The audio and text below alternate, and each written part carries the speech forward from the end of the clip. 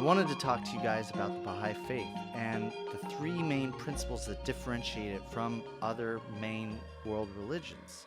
This is part of the reason why I decided to be an entertainer, was because I realized that I am so incredibly privileged in the religions that I was raised is a different combination than anybody I have ever met has experienced, and I find it to be a unique perspective that I think the world can learn something from. I was raised Native American Peyote Church. My father fed me peyote when I was 12 years old and took me on a vision quest. And then I was also raised Baha'i. Both these religions showed me two opposite sides of a spectrum, in that one is very ancient, primal, earthy. Each tree has a spirit in it. There's a god inside the mountain. And then Baha'i is very modern and progressive. And some of the ways that the three main ways that it's kind of progressed to add on to Judeo-Christian religions and Hinduism and Buddhism, and uniting Eastern religions with the Western religions. But what it's added to it are these three main principles that I'm going to discuss.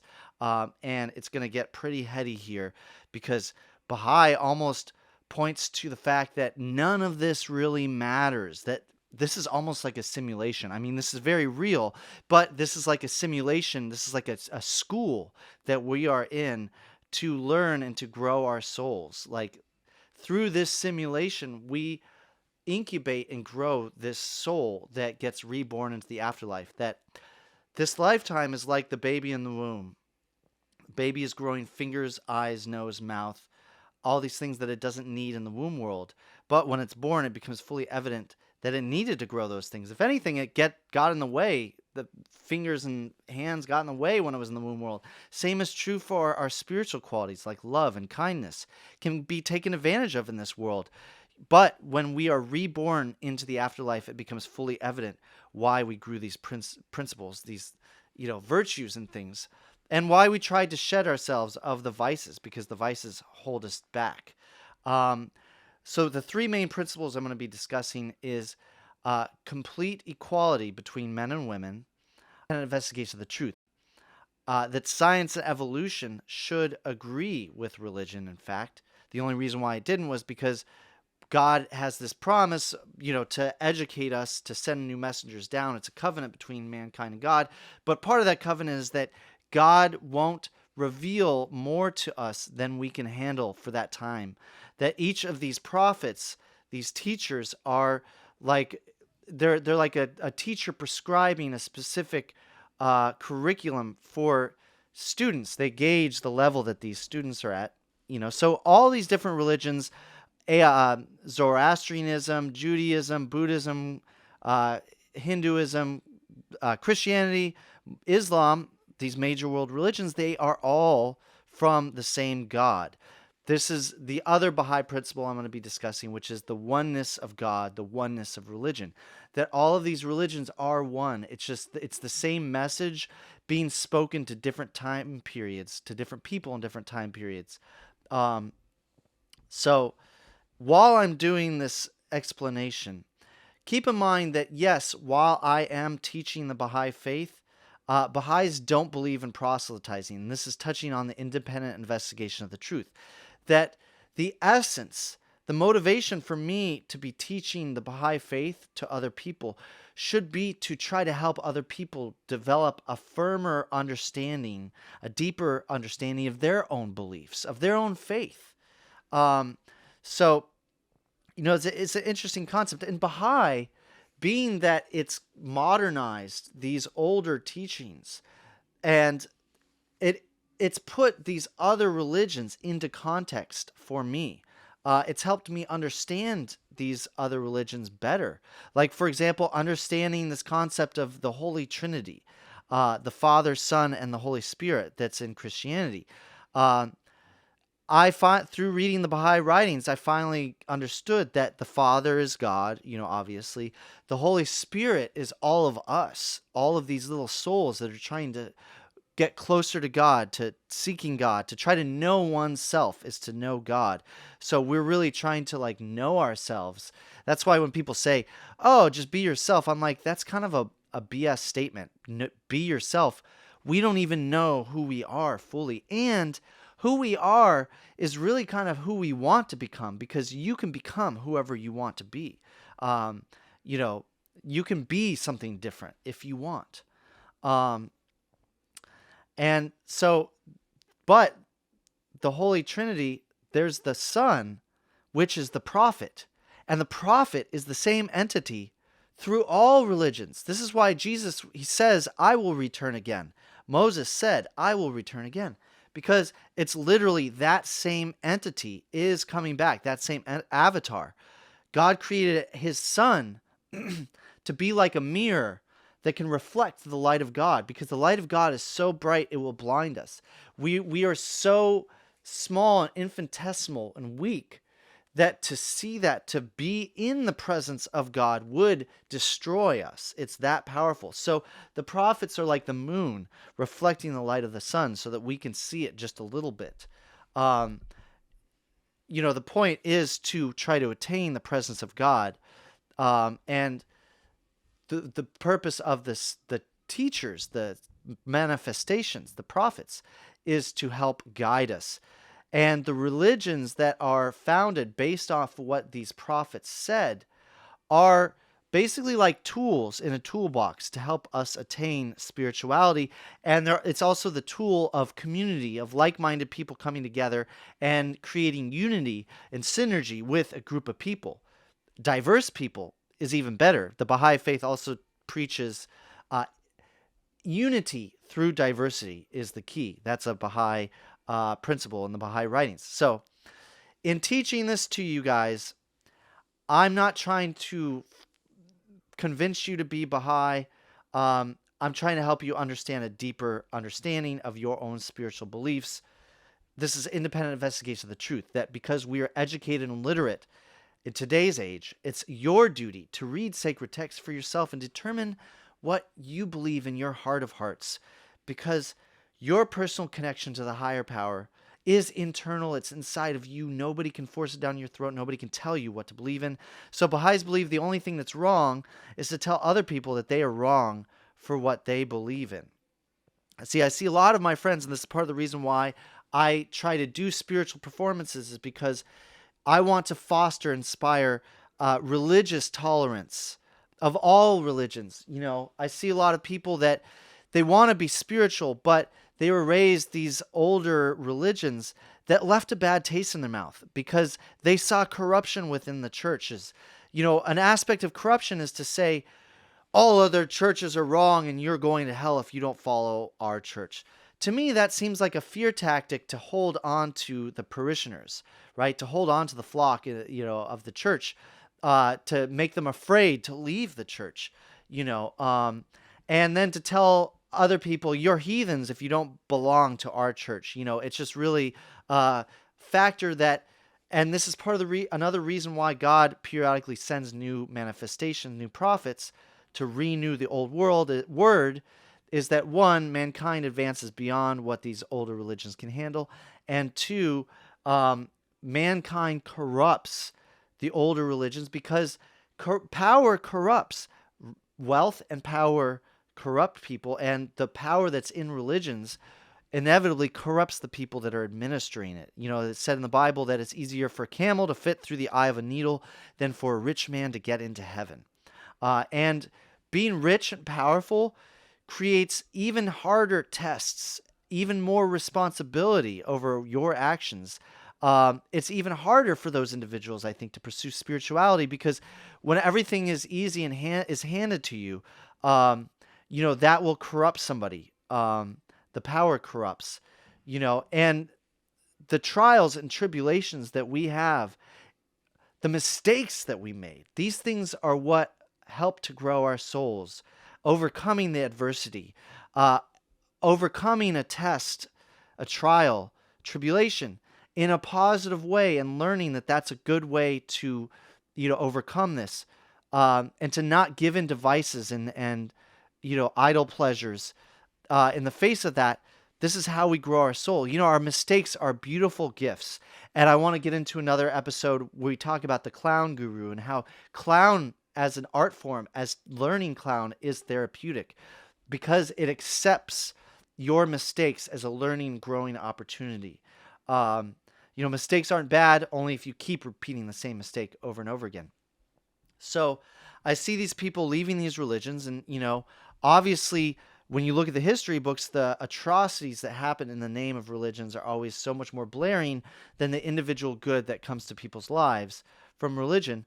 But I see a spiritual vacuum, a void that's opened up because a lot of people have turned away from religions, and they're trying to do spirituality on their own, which you totally can. You can totally, grow your spirituality. It's just that religion offers some guidance, some tools there. And for me, it's like I see my friends leaving churches and struggling with spirituality. And then I feel so fortunate that I was raised this religion that did not leave me with a bad taste in my mouth, that was open-minded and tolerant. So the reason why Christianity was based around a priest and a hierarchy of some kind of spiritual authority above you is because back 2,000 years ago, everyone was illiterate. The only people that could read and write were scribes, tax collectors, some royalty, and then the priest. So the religion needed to be structured in a way to where there was some kind of authority that was able to read, to do the sermon, interpret the Bible, tell you what it means. And Baha'i does not have clergy or priests. There's no hierarchy.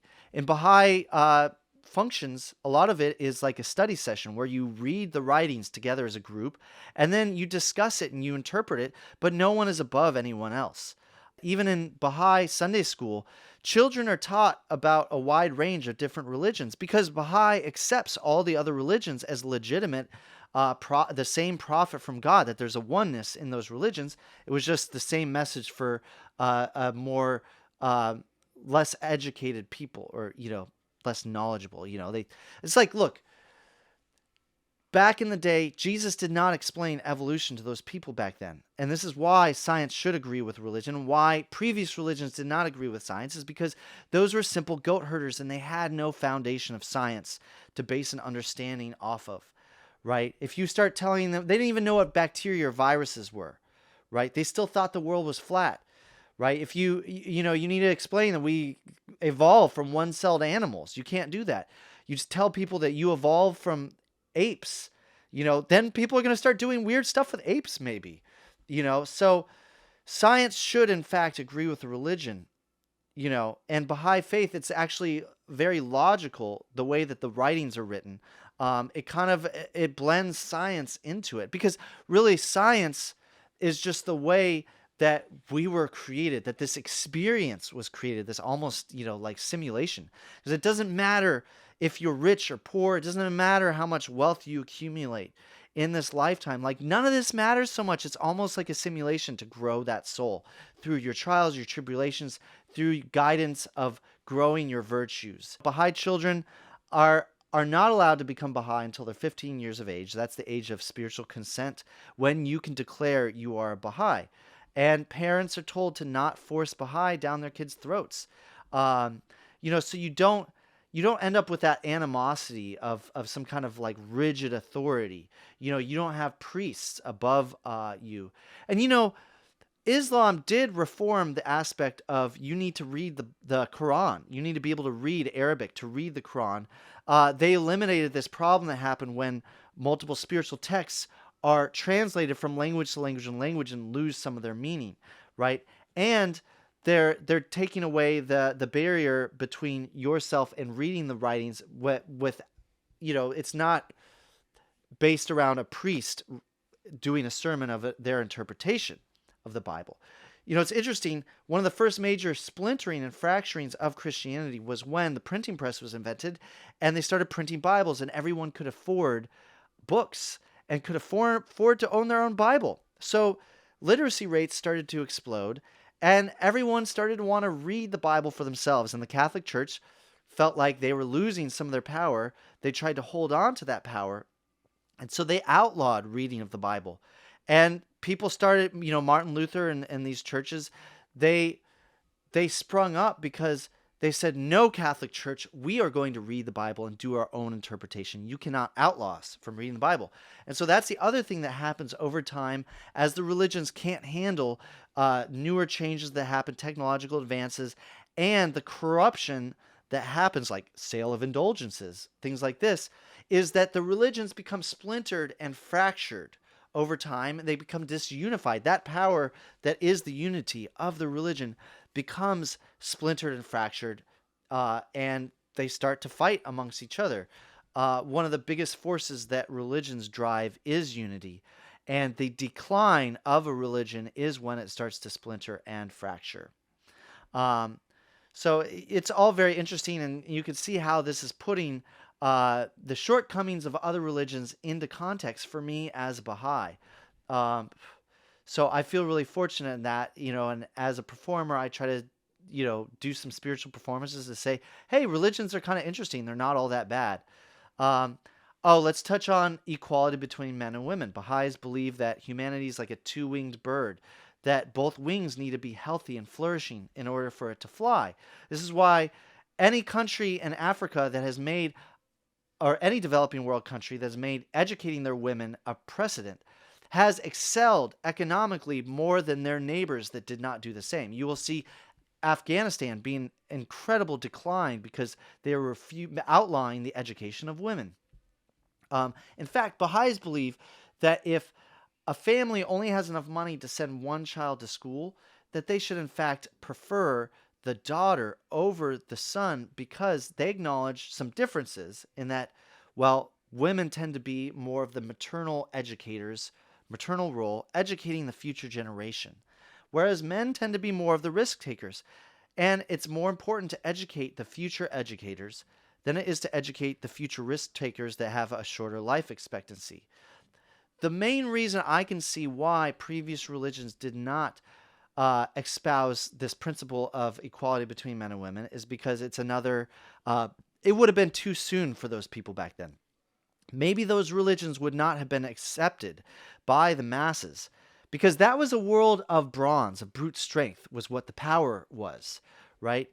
Now we are in a world of brains, is where the power is, and women are equally matched, if not maybe a little bit more smarter than men. But back then, if you propose this principle of, you have to share power with the women are equal to you, that might have been too revolutionary for that time period. People might not have accepted those religions at those times. It's very, very interesting to think about. So let's see, I talk about independent investigation of the truth. Baha'is read many different sacred texts. And my mother raised me Baha'i. She was raised Quaker, and she wanted this community aspect. She founded Baha'i faith. She wanted, community of like-minded spiritual people to bring children to educate us on morals. There's this great community aspect to it. But she became Buddhist because being Baha'i, in accepting Baha'u'llah, and Baha'i is the prophet of today's age, or the religion of today's age, that allows her to take aspects of other religions and incorporate it into her own spiritual practices. And Baha'i doesn't go in as much depth into meditation as Buddhism does. And she was really seeking these in-depth meditations like Shambhala, where you meditate for 10 days straight without talking to anybody. She was thirsting for that. My father was still Baha'i and still believed in the Baha'i faith, but he was seeking a more mystical side of things. Baha'i is a lot less mystical. So he went and seeked out Native American peyote church, to add that mystical side. And I find that a lot of the Bible is written in mystical language, metaphorical language. You have to interpret the Bible metaphorically. I love Genesis, for Genesis is really, to me, describing this concept that because we evolved the intelligence to perceive a higher power, a force greater than us, and an objective in existence that's greater than just the animal desires of sleeping, eating, and reproducing. Because we can see that greater purpose, this gives us the ability to have free choice. I mean, the same abstract thought that allows us to perceive a higher power gives us the ability to have free will and free choice. And this is what grants us the ability to have a soul, to be incubated, to grow these spiritual qualities. And so Genesis, we'll get to Revelation in a second. Genesis is actually basically explaining this metaphor that because we evolved intelligence, the knowledge of eating from the tree of knowledge, we were then cast out of the Garden of Eden to toil endlessly in the wasteland.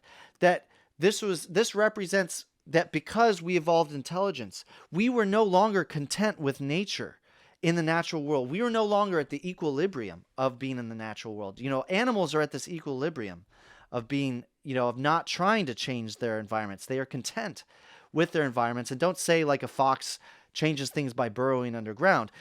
The fox is still not changing its destiny as a fox of having the instincts to dig a burrow, right? So it's still at equilibrium, but through evolving the intelligence to see that we could create something greater for ourselves, we were then no longer content with reality, and we are destined to toil endlessly in that wasteland. Really interesting, because Jesus was not going to be able to explain evolution to those people back then. So what's the point? The point is to grow our spirituality, to grow our spirit bodies, because this lifetime is like the baby in the womb. The baby is growing the fingers, eyes, nose, mouth. I already explained that. Revelations is also another book of the Bible that interests me in interpreting it metaphorically. As my Baha'i belief, I believe that the Industrial Revolution, the telecommunications, is the prophecy of the end of the world, right? That all these things that they talk about in Revelations was really Jesus trying to explain the Industrial Revolution, telecommunications revolution, basically all these dramatic changes that we're seeing right now, because there is no way to go back to the old world of knights in shiny armor and feudal lords and hunter-gatherers. That old world has ended, or it's gradually ended with all of these events. But there was no way for Jesus to explain the internet to those simple goat herders back then. I mean, imagine him trying to explain the internet. First, he'd have to explain electricity, and then he'd have to explain electricity going through circuit boards, and then what a computer is, and then explain that the world is no longer flat, it's actually a sphere to people that believe the world is flat. Then you have to explain the satellites that are going around that spherical world to beam all these communications of all the computers together. I mean, there was no way for Jesus to explain it. It would have gone right over their heads. But Jesus did prophesize the 4 horsemen coming down from the sky. And jet fighter pilots also fly in formation of 4s. Usually, if you notice, they're usually in a formation of 4. And they're kind of like horsemen. So there's a lot of things in Revelations that you're like, this could have been describing the Industrial Revolution, telecommunications revolution. And all of this was prophesized. They pinpointed that it was going to happen sometime in the 1800s. Actually, the Millerites pinpointed it to 1844. This is a cult that was formed. They went to the mountains of Pennsylvania, and this guy Miller was leading people. He was saying that the Messiah was going to come to that mountaintop. Of course, it never did. The Messiah actually came to Mount Carmel in Israel, because all of these prophets, these major prophets, end up going to the Middle East, because it's the point in the world where all the land masses, the center of all the major land masses, it's the closest you could get to being in the center.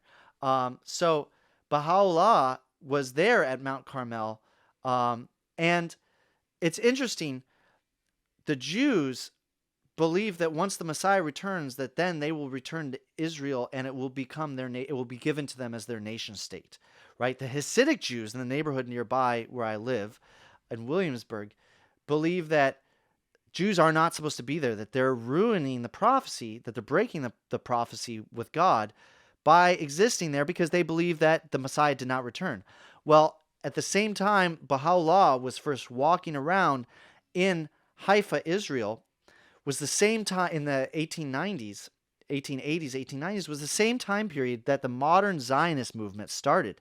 So somehow in Israel, the Jews, there was this fervor of, hey, we got to get back to Israel. We should get back to Israel, right? And Jews did start to move back to Israel, to migrate, gradually at first. Um, so it's very interesting that as a Baha'i, I believe that yes, the Jews were destined to return to Israel, and yes, the prophecy has been fulfilled because the Messiah, the promised one of all ages, the first prophet of the new world, has come. I say that the first prophet of the new world because Muslims have a hard time accepting the Baha'i faith because they believe that Muhammad was the return of Christ and then the world will end, right? And that makes Muhammad the seal of the prophet. So they're still waiting for the world to end. Christians are still waiting for Christ to return and then the world will end. But Baha'is believe that the world has already ended and that Baha'u'llah has returned as the first prophet of the new world. So Jews, the prophecy is correct, and I believe that was in order, the Jews returning to the Holy Land, because the Jewish people are actually a lot more tolerant of a lot of other peoples, of LGBT and of the Baha'is, whereas Muslims hate the Baha'is. They consider Baha'is heretics, and in all the other countries where Baha'u'llah was exiled to, and there's holy sites in Persia, Iraq, and Constantinople, or Istanbul, all those other places, the Muslims destroyed all of the Baha'i holy sites. They would not allow them to exist. However, the Jews in Israel allow Baha'is to have their administrative order, their holy sites in Haifa, Israel, along the Baha'i gardens in Mount Carmel. So it's really interesting to take these older books and interpret them metaphorically and really find the meat and the meaning behind them. Oh, so I was mentioning, all the religious fervor, and I mentioned Miller in 1844. That was the same year that the predecessor of the Baha'i faith, basically the akin to John the Baptist, the gate named the Bab, was announcing that the prophet is coming. The prophet is coming, everyone. But he didn't announce it. On the very same day that the first transcontinental communication was sent in America, the first telegraph was sent, this prophet was declaring in Persia, but not jumping on a soapbox and shouting it out. He had somebody knock on his door and say, "You are the one I've been seeking. You are the promised one. You fulfill all of these requirements. Are you him?" And he said, "Yes, I am him. And there will be 18 more people come and find me independently of you," including one woman, which was very crazy at the time. Women could not leave their houses unaccompanied by men in Muslim Iran in the 1800s. So she found the prophet by writing letters to him. But, it's just very interesting that all those things come together. And I don't know. I want to discuss more about the afterlife and these things.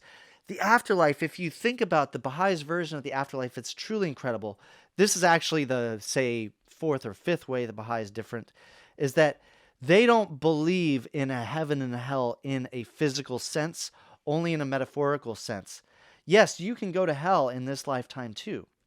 It's just a state of being, a state of mind. But is it a place of fire and brimstone? No. It's not, the way that it's described with all this mythology.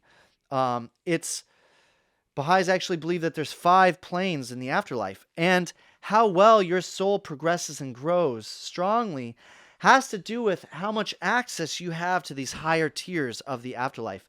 And inevitably, our end goal is to try to attain this highest tier of attaining the presence of God, being closer to God, our Creator. But it's very interesting, and this is also a point to kind of defeat atheists in their arguments, is that matter cannot be created or destroyed. Energy cannot be created or destroyed. This atheist died, and when he went to the afterlife, he was like, "I can't believe that there's an afterlife. I swore up and down there was not." And the entity that talked to him initially was like, "Well, that goes against one of the first scientific principles you learned in elementary school. You know this. Don't you forget that matter, energy cannot be created or destroyed. You just created energy with all of your thoughts and your existence as a soul. You cannot be created or destroyed." Right? So think about it. I'm very hungry right now because I'm actually doing the Baha'i fast. The Baha'i fast. The Baha'is do a fast for 19 days where they don't eat or drink anything all day long. It's another one of these tests to test your devotion to God. And also maybe there's a health benefit in that people used to like go days without eating, starve, and then finally find food when they're hunter gatherers. And there's certain, people like the Tohono O'odham in Arizona, is a Native American tribe, where they have huge problems with being overweight and diabetes because their people had their bodies genetically had this incredible ability to store fat because they would experience famine often. So their bodies developed a really good ability at just storing lots of fat. Well, now when they have the white man's diet that they can't handle and can just eat whenever they want, they don't ever experience times of hunger, right? So, and there's health problems because of that. So yes, health, devotion to God, health problems, or health benefits, mind you. I know it's interesting though that like we eat, right? So sorry for the tangent. We eat and we burn calories. Calories are energy, right? We burn calories to simply think, to have memories, to build new memories. That burns calories, right? That's energy. That energy is not destroyed, right? It cannot be destroyed. It goes somewhere to something else, right? There's things in this reality where we do not know where the matter that goes into black holes goes. There's all this dark matter that somehow needs to exist so that we can make our formulas make sense about gravity, right? And where all of these solar systems and galaxies are going to. We're like, there has to be matter that exists that we cannot detect, that we cannot see. I ask an atheist, how do you detect a memory? How can you prove that a memory exists? You can argue something in the court of law as a witness, but you cannot weigh or measure that memory. It exists. You can't weigh it, but maybe it weighs you down. It can weigh you down. And feelings can weigh you down. So maybe that memory, maybe you're creating some kind of matter or the akin to matter in another dimension, in another reality, right? Maybe that matter that goes into the black hole is somehow being transported to another dimension. Maybe the wall between this dimension and the next dimension is thinner than you think. Maybe that dark matter exists in another dimension. But so you're creating these memories. You're creating this existence that exists. And you're building your soul. This is the most interesting part in studying the afterlife stuff, is that there's a place that you can go that is not a good place. That if you live this life as a sinner, engaging in trivial vices and carnal desires, that when you're reborn, it's like your dreams are kind of similar to the place that you go when you die. It's like the world of the infinite, where you can create whatever you want, right?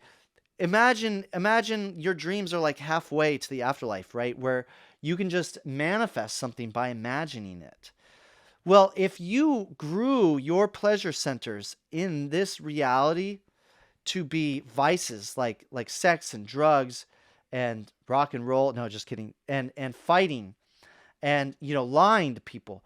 Well, when you are reborn into the afterlife, you will create that as your reality. And as it says in the Baha'i teachings, you will be destined to slither with the snakes of vices and carnal desires. That you will create your reality as being what you want, because this reality you created your wants and your reward centers to be that of vices and these negative things. So then when you're reborn, you will not know how to create a reality based on the pleasures of love and kindness and these other things, because you did not learn that here, right? And so, I don't know, it's just really interesting that you become your own prison. You will have infinite possibilities, but you will not be able to progress to the higher stages of life because your soul will be creating these vices of despair instead, because that's what you learned. And so that's how you will be like reborn handicapped, just like the baby would be born handicapped if it doesn't grow what it needs to grow in the womb world. It will be like you are born handicapped into the next world. Well, you're stuck down on this lower level and you see everybody flying above you, but you cannot attain that. You cannot reach that because you never learned how to grow your love. And I think we become more like our core consciousness too. Like we can see each other's thoughts. So people that learned how to lie and cheat in this world to find success will actually be handicapped in that regard. That people will be able to see right through them and see, hey, you're just a liar. I can see the honesty and I can see the lie and you're lying, you know? So that's why it's so important for us to grow these spiritual qualities. Why God sends new manifestations, new teachers down to help guide us is because, you know, God created us because God loves us, because God loves its creation. And creation is the ultimate pleasure. This is why we are given the most natural high point of pleasure that we have is the orgasm. And we are given that as a reward for creating, for that goal to create, you know? And it's just very interesting that even evolution follows this law that to create is to be rewarded. I really thank you guys for joining me. I want to leave you with my favorite Baha'i prayer. I hope that described a bit about the Baha'i faith. If you have any questions about the principles that I talked about, please leave in the description. Also in the description is the Baha'i website if you want to find more out about it. Here's my favorite Baha'i prayer. O God, refresh and gladden my spirit. Purify my heart. Illumine my powers. I lay all my affairs in thy hand. O God, thou art my guide and my refuge. I will no longer be sorrowful and grieved. I will be a happy and joyful being. O God, I will no longer be full of anxiety, nor will I let trouble harass me. I will no longer dwell